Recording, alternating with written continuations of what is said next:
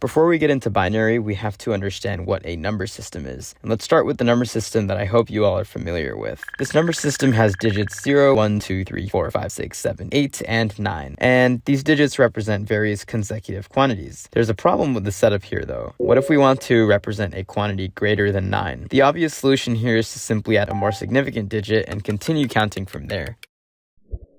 If we take a look at this number right here, 32767, you know that the 3 is a 30,000, 2 is a 2,000, 7 is a 700, 6 is 60, and 7 is just 7. And that's just because that's how our number system works. We have 7 ones on the right, and then as we move left, we'll have 6 tens, 7 hundreds, 2 thousands, 3 10,000s. And we can decompose this even more until we realize that each digit just represents a multiple of a power of 10. So starting with the 0th power, which is just 1, you have 7 of those, and then we have 6 tens for the 60, and for the 700, it's just 7 10 squareds. And we can keep going until the end of the number, or the most significant digit, and that's just 10 to the 4 times 3. This should be very obvious, but we can see that we have a new digit for every power of 10, which means that this is a base 10 number system, the decimal system. Moving on, we have the binary number system.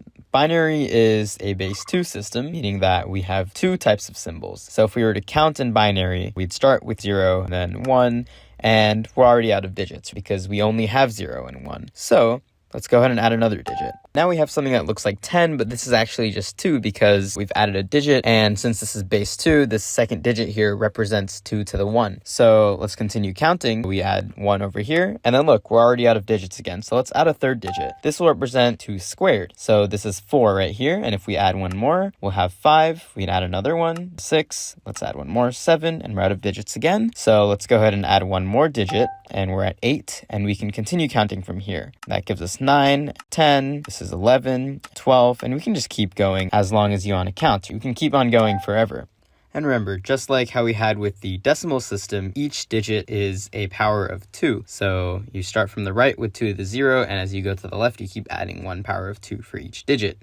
And although it sounds obvious, I want to pay particular attention to the fact that each digit, also known as a bit, has 2 possible states. It can either be 0 or 1 due to the nature of this binary system. And that's pretty interesting because we can draw out all the possible combinations for, say, a 4-digit number and see what the actual different combinations can be, because each digit can be either 1 or 0. And moving forward, I'm going to call these binary digits bits because that is what binary digits are called. All right, let's say we have this 4-bit number right here, and the x's just mean that they can either be 0 or 1, and we haven't determined that yet. So let's begin by choosing a digit for our leftmost bit. So we have 2 possibilities here. It can either be a 0 or a 1. And from here, we're going to move on and try to select the second bit here. That can also be a 0 or a 1.